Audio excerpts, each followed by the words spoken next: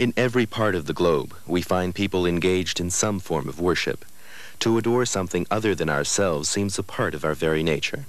Islam considers this urge to bow before a greater power an essential part of our spirituality. The prayer of a Muslim is meant to develop a deep, personal relationship with God the Creator. This relationship is expected to carry over into all aspects of a Muslim's life. Every area of endeavor, whether done on a personal or collective level, is supposed to reflect the consciousness of God. The uniqueness of this way of life is that it isn't based on a set of dogmas or blind faith. Muslims believe that the proof of God's existence can be found throughout the universe, in human history, and within man himself. In Islam, God, or Allah, is unseen, but the signs of a single supreme being that has no partners are everywhere. Allah is described as the cherisher and sustainer of all that exists. He is most merciful, capable of unlimited compassion and grace. For Muslims, nothing in the universe can be compared to the Almighty. The relationship between the Creator and created in Islam is straightforward. Muslims call upon God directly, at any time, with a firm belief that the All-Knowing is listening and will respond to their prayers. Nowhere is the social and spiritual consciousness of Islam more vividly portrayed than here. This is called a masjid, and is more commonly known to us as a mosque.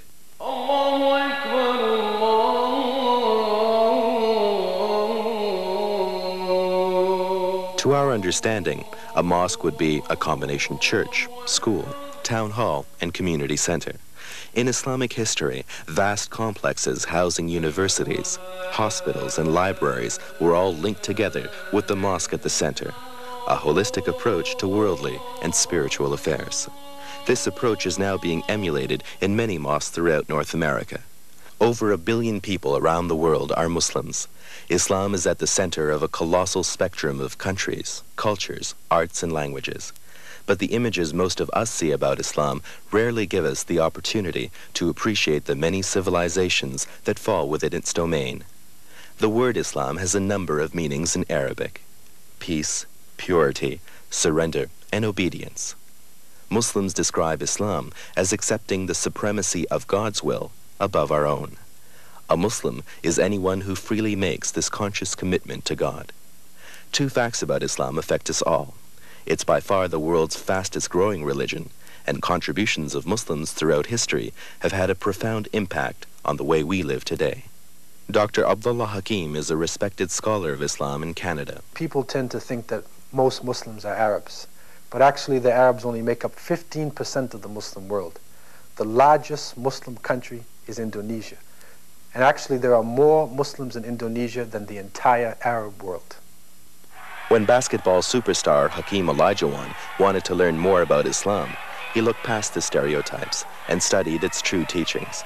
What he found was a new outlook on life and the edge he needed to become one of the game's great players. In sport, you meet so many different people which will try to intimidate you in so many ways.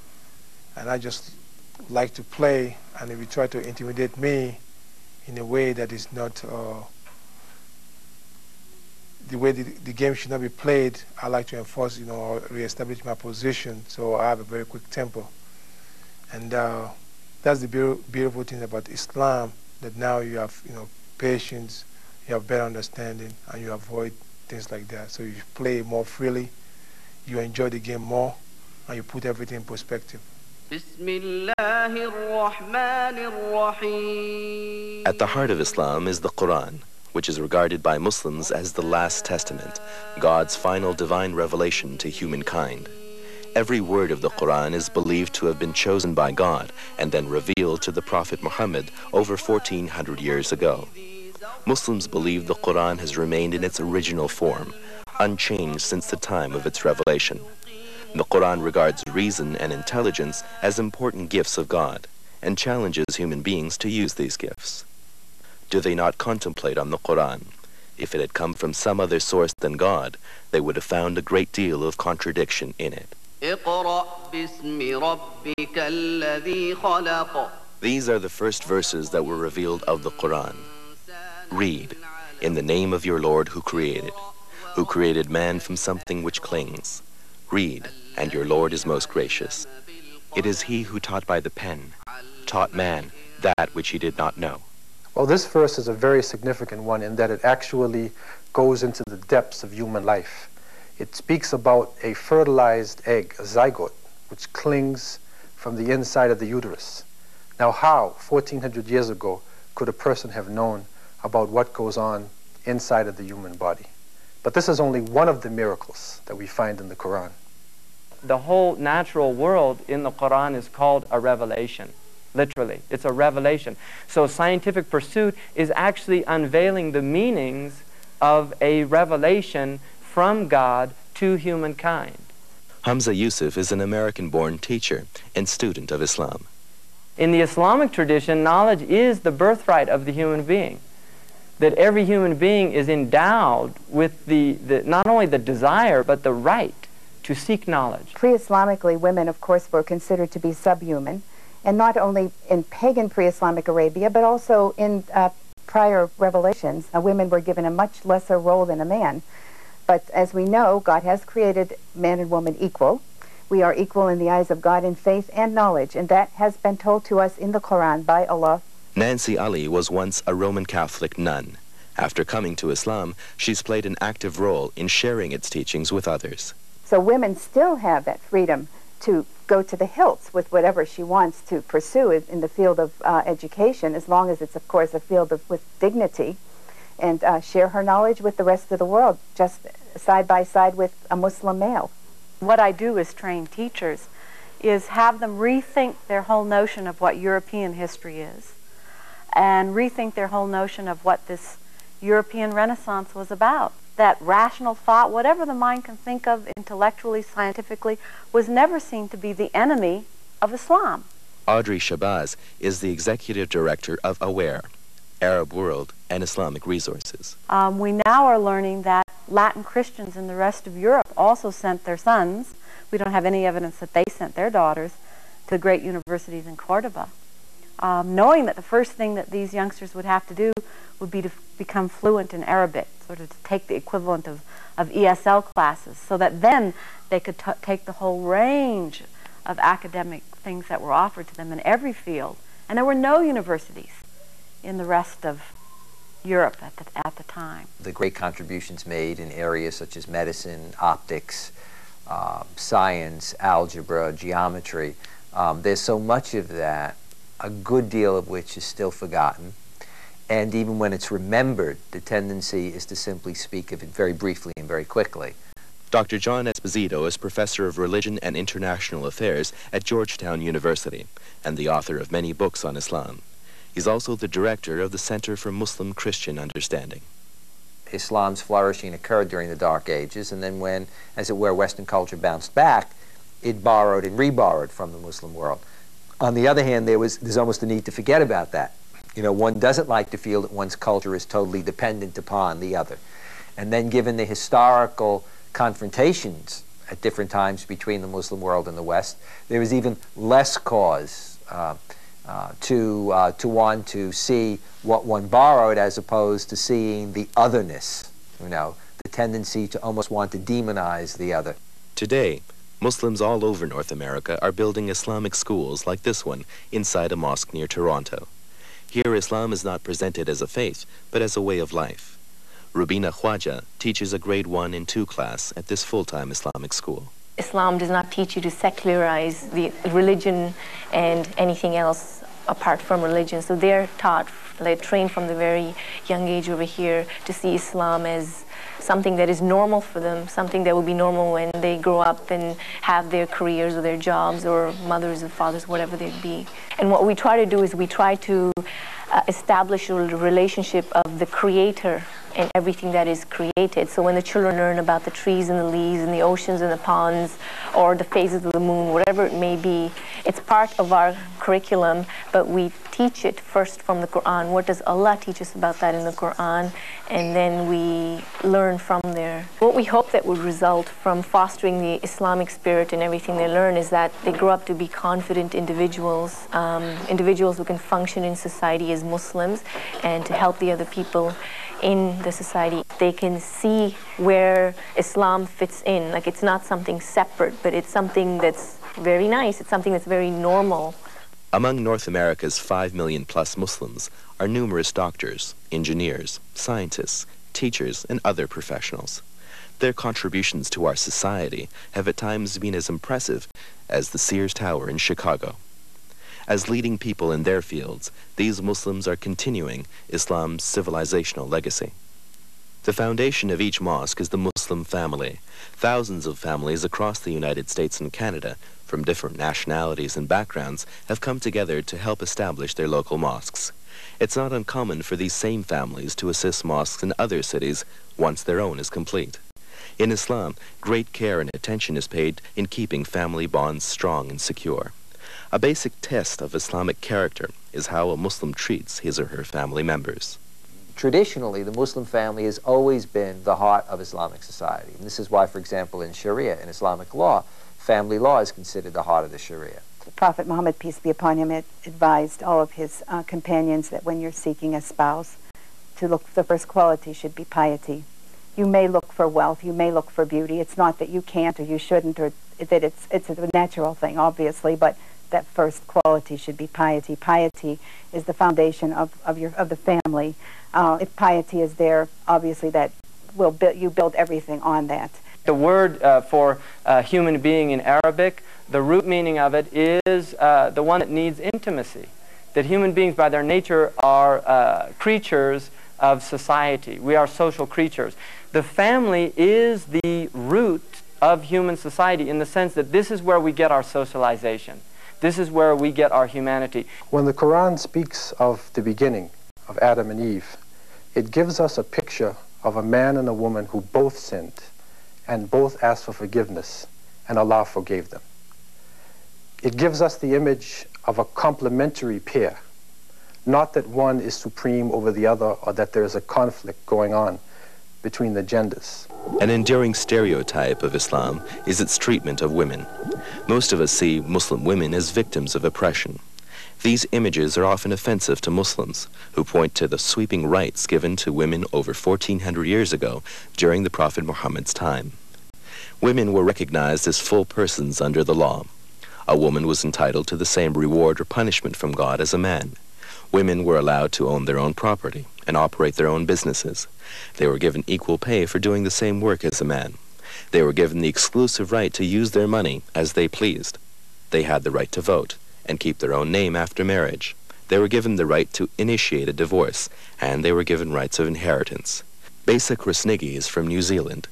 Her study of Islam has taken her to Jordan, where she and her husband have been translating classical Islamic works into English. I used to consider Islam like that. From the outside I would say, wow, this is all real oppression for women and what a religion, and I had that was my attitude.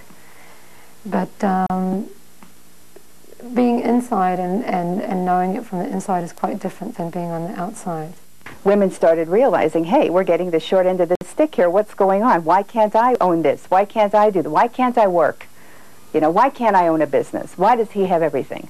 So, the awareness came into the Western woman, and she, of course, slowly started making a few complaints here and there.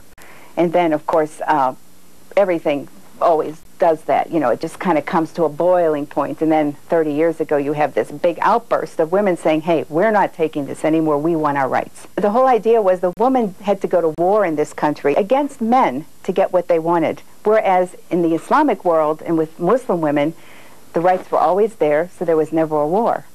One of the things that gets lost, say, in how the West loves to describe Muslim women as oppressed and downtrodden, is that I don't think that there's genuinely any concern for whether women are oppressed.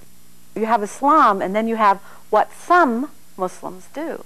And usually that comes out of ignorance or out of traditional customs and values that predate the fact that at a certain point they became Muslims, and has nothing to do with Islam. However, when you have a context where you have ignorance and stereotyping already of a religion and a culture, and you see that religion through the prism of headline events that are explosive, then all things are believable. I had a woman say that to me, go back to where you came from. I said, where am I going to go? I came from here. I'm an American. And she just looked at me and she walked away. I'm very happy to wear the hijab, and I enjoy it very much. And I enjoy the respect with which I'm treated from wearing the hijab. And I would recommend it even to non-Muslim women, and I would recommend that they try it as an experiment. I've had women ask me questions about it, curiously, and I, of course, tried to clear all the misconceptions about it and tell them the advantages of wearing this, that I'm safe anywhere. I can walk anywhere in the city of Chicago. As long as I'm wearing this hijab, no one bothers me. I consider it my coat of armor, actually. If you see a Muslim man or a Muslim woman dressing modestly, they're giving you a message. They're saying, don't deal with my body, deal with my mind. One of the most fascinating things about Islam is its sense of a global community, or brotherhood. More than 45 countries in the world have majority Muslim populations. In countries like India and China, Muslims are in a minority, but still number over 100 million. And the number of Muslims is growing at a faster rate than any other community. Well, Islam distinguishes itself from the great religions of the world. Most of the religions are named after the place or the founder or the people. But Islam is a qualitative term in that it shows that there are people who have certain qualities. It gives you a feeling of the relationship of humanity to the Creator. So Islam actually refers to submission to the Creator, and it is not restricted to any nation, any race, or any people. It is the universal way.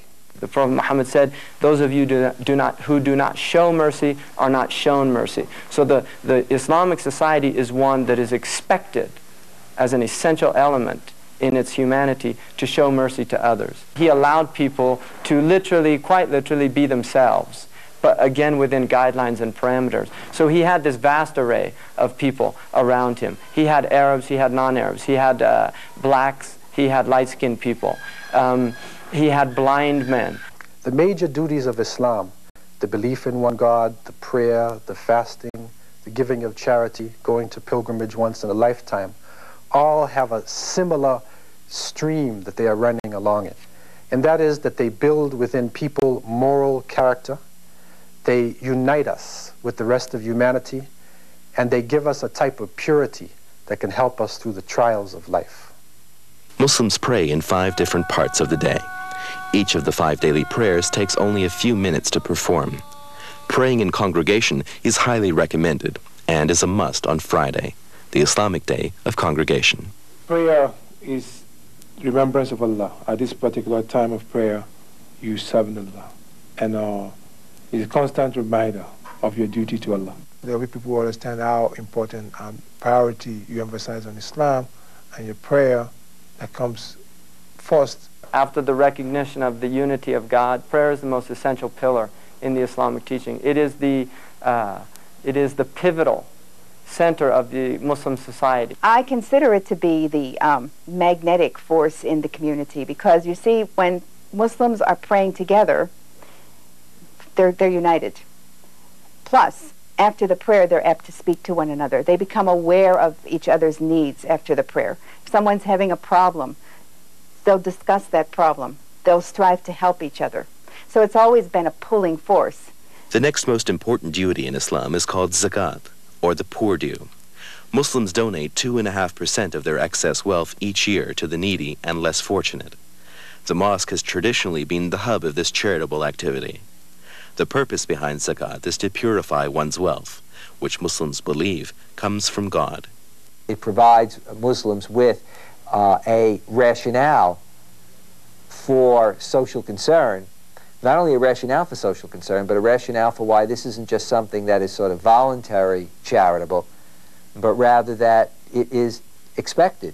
It's an obligation that one has to pay to God. It's not something that one should just feel, well, I'm choosing to be a good person. It's rather the sense that I belong to this kind of holistic, integrated community, and I have an obligation before God to respond to others within that community. Well, that's exactly what zakat is. It is saying everybody do their little share, and look at how incredible and synergistic the power of that little share that you are doing when it is compiled with all of these millions of human beings.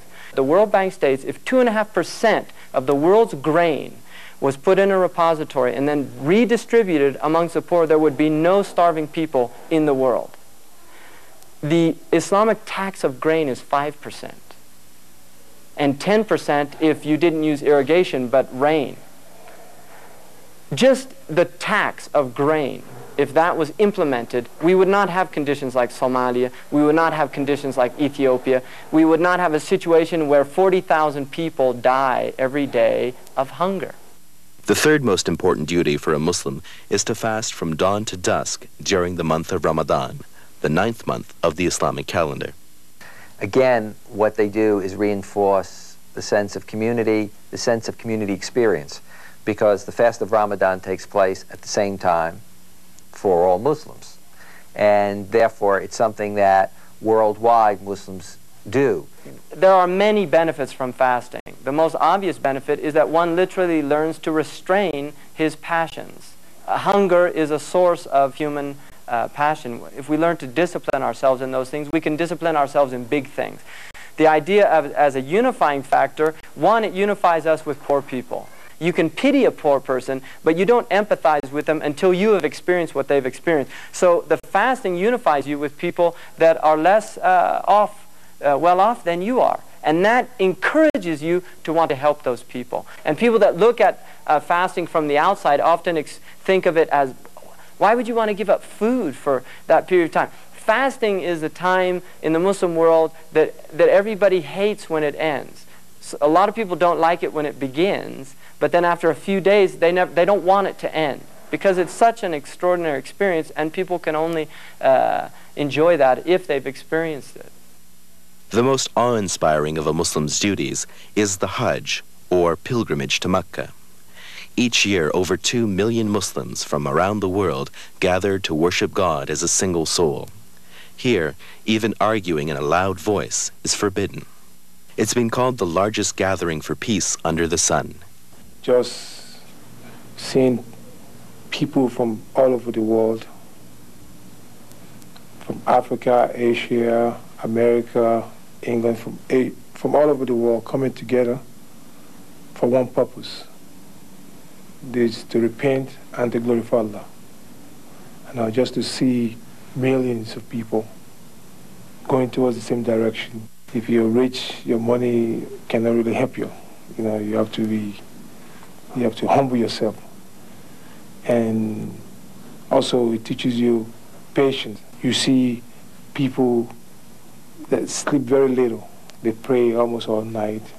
You tawaf when they're on the Kaaba. You see people crying, very emotional. There's no way I can describe it. You just have to experience it. And I was fortunate and blessed to be able to go and experience that. Pilgrimage time is a time to really both remember and reclaim the great events of Islam, the great founding events of Islam.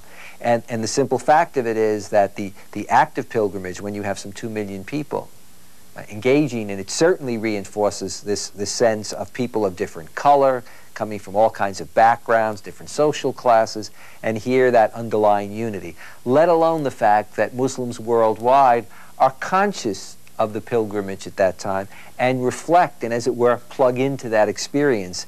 It goes hand in hand. Your 5 pillars and the accountability, it has to be together. You can't be just praying and not feeling the responsibility that you have out in the world to your fellow human being, whether he's a Muslim or a non-Muslim. It's built into Islam that one must always remember God, and that, yes, you will be called to account on the Day of Judgment, and your deeds will be put forth in front of you, and you will not be able to speak in behalf of those deeds or defend yourself, that all those things are going to be shown to you like a video camera. So a Muslim will strive all of his life to get in as many good deeds as he can, to avoid anything that might lead him into bad deeds, so that he has a good account to show God on the Day of Judgment. We are talking about the religion not founded by Muhammad, peace be upon him, but the religion that includes all of the prophets, all of those who taught the belief in one God. And that would include Adam, Noah, Moses, Jesus, Jacob, and all of the prophets, peace be upon them all. I think that Islam brings to bear, on the one hand, a set of values, many of which are similar to the Judeo-Christian, but I think there are points of emphasis that I think are very important to see in the Islamic tradition and that can contribute. Well, we know Islam is a solution to all the problems in this country, to the youth and also to the adult, to the parents. That everybody have they have role to play. That's the beauty of Islam. Everybody, individual, have their own role to play. The parents have to play their role, so are the children. If you look at the Muslim world, there are problems. There are many things that are not according to what Islam is really based upon. But the unfortunate reality is we are being stereotyped. The wrong aspects of the Muslim world are being highlighted. And I think it's time for us to really come together and to break down that stereotype and to really look to the depth of what Islam is. I believe if we can focus upon the positive aspects of all societies and look at Islam as a way of life that is growing, that is in all parts of the world, that has a lot to contribute, then we can leave this and say, I'm glad I've met somebody and I've learned something new today.